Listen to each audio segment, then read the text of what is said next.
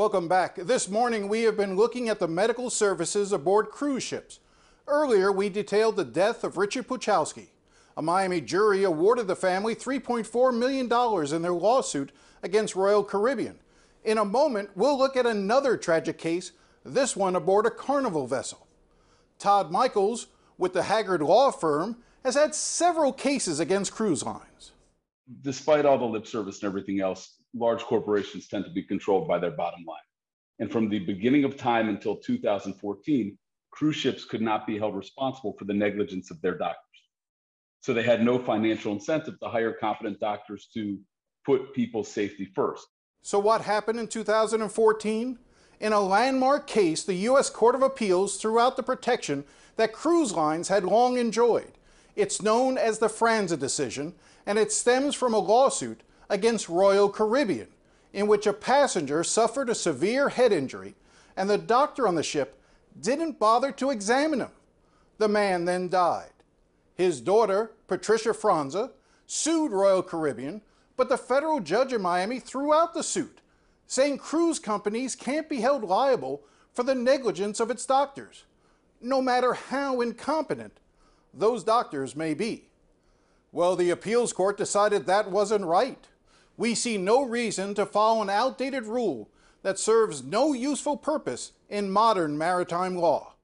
More lawsuits followed. In 2020, the parents of a 9-month-old baby sued Royal Caribbean after their daughter had to have part of her arm amputated because the medical staff aboard the Symphony of the Seas allegedly refused to properly diagnose an infection and evacuate the child to a hospital where she could be treated. In 2019, Norwegian Cruise Lines settled a case after one of its doctors prescribed the wrong medication to a 13-year-old child that left her in debilitating pain. The details of that case have now been sealed. Cruise lines routinely hide information from the public, as well as their passengers, and what they do release is often misleading. Listen to this exchange I had with Professor Ross Klein, who has studied cruise ships for 20 years and written several books on them. The cruise industry has done a lot of work creating public relations documents. They've worked with organizations to create standards so the cruise line can say that we meet or exceed all standards. But those standards are not legislated. They're not regulations that are agreed upon by governments or international forums. I mean, the cruise industry didn't include rape kits on their cruise ships until they were forced to do it by legislation in 2010. I mean, they don't do these things voluntarily. Medical care is there in part because they've got to have something in order to comply with international regulations, which doesn't specify what they actually need. And the other part, it's there to make money. It's a revenue stream. Is there anybody who is gathering any type of information that I, as a consumer, may be able to log on to and see this cruise line has had X number of medical malpractice cases or judgments against them? Or I can look up, for instance, what are or who are the medical personnel aboard a particular ship? Where are they licensed? Where were they trained? Is there any ability that I have to be able to look up that information as a potential passenger? There's no transparency with regard to any of the information in terms of who are the physicians on board the ships, what is the history with regard to malpractice or passenger complaints, or even where the physicians are trained or registered from. When Ron and Christine Radowski booked a cruise ship on the Carnival Vista in 2019 departing from Texas, they just assumed the medical staff would include experienced U.S. licensed physicians. We left port on Sunday, had a great time Sunday, Monday, Tuesday, Wednesday, probably afternoon. Ron started not feeling too well. We were at the beach in, Roatan, Honduras. Called the medical center Thursday morning, asked if I could bring him right in, right when they opened. And they said, yes, bring him right down. Got him down. And he was very sick, had been coughing up blood, coughing, just having a really rough time, couldn't concentrate, got in to see the doctor, and the doctor didn't even examine him, just took one look at him, and, you know, started pulling up some information on acid reflux and all kinds of things. And I kept saying to the doctor, please examine him, please look at him. He's really ill. He's really sick. You know, I just couldn't imagine the doctor not taking the time to examine Ron well. Asked about his symptoms, said, oh, you know, took one look at Ron. Oh, he's got acid reflux. He's a big guy. And, you know, he might have a common cold. Go back to your cabin and rest. He'll be fine. The doctor was a 27-year-old Colombian who had recently graduated medical school in his home country. He just seemed to be declining. He wasn't getting any better whatsoever. Finally, you know, come Sunday, it was time to get off the ship.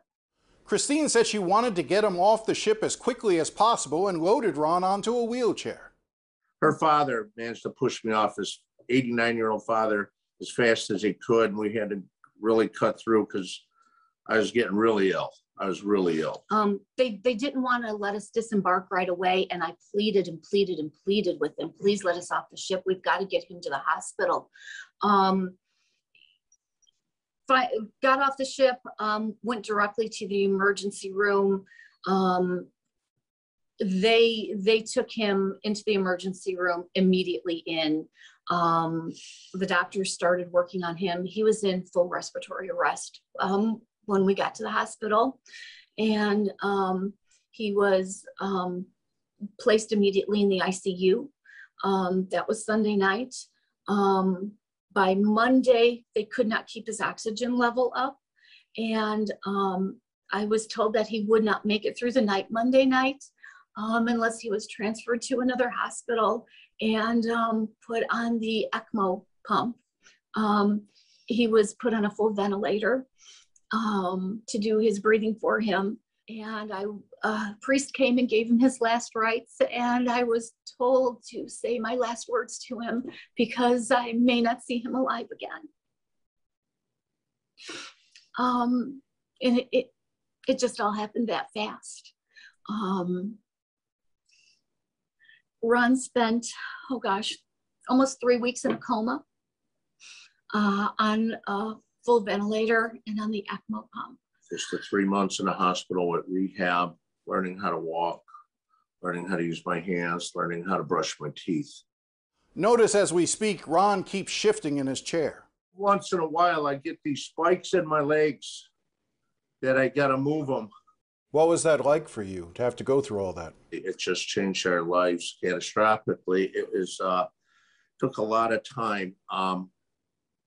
It cut 10 years off of my career because I can't walk like I used to. My lung capacity ain't what it used to be.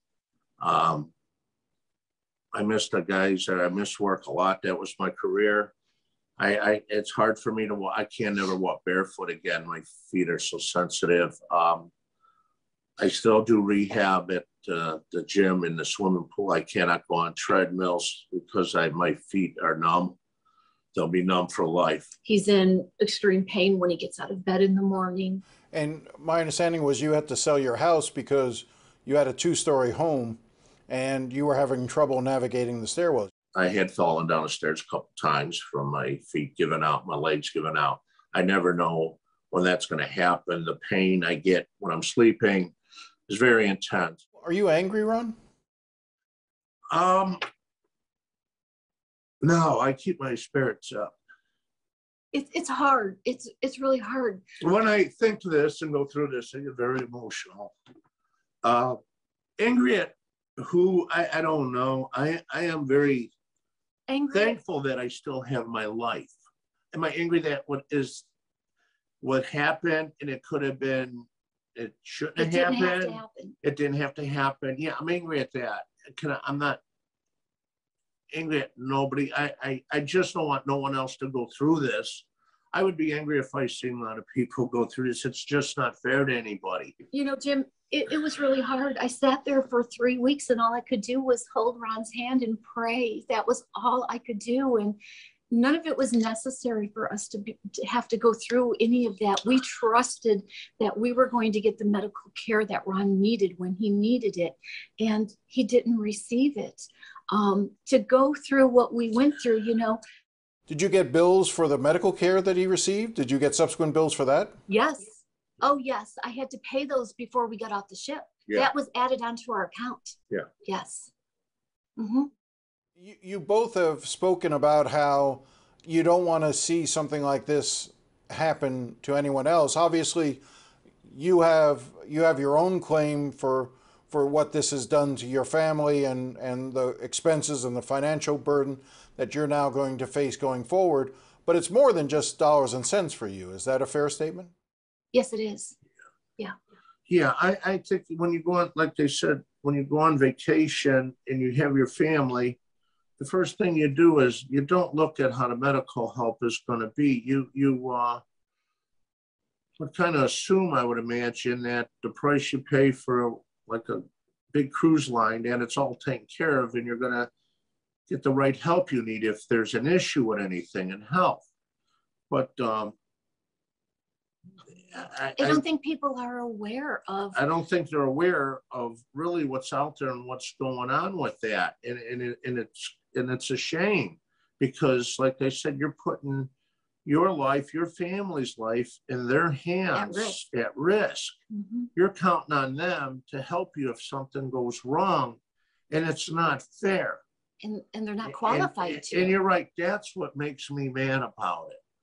You're right. I'm angry about something like that. I'm not angry about what happened to me. It happened to me, but it makes me angry that it could happen. That it could happen to someone else, or someone's kid, or someone's family, and it doesn't have to. It shouldn't. There should be better care. The Radowskis have filed a lawsuit against Carnival in federal court here in Miami. Just as we did with Royal Caribbean, we asked Carnival to provide someone to discuss the Radowski case. They said they don't comment on pending lawsuits. We then asked if they would be willing to provide someone to speak more generally about the quality of care they provide on their cruise ships. Unfortunately, they refused. If Carnival or Royal Caribbean change their minds, they are more than welcome to come back on this show. We'll be right back.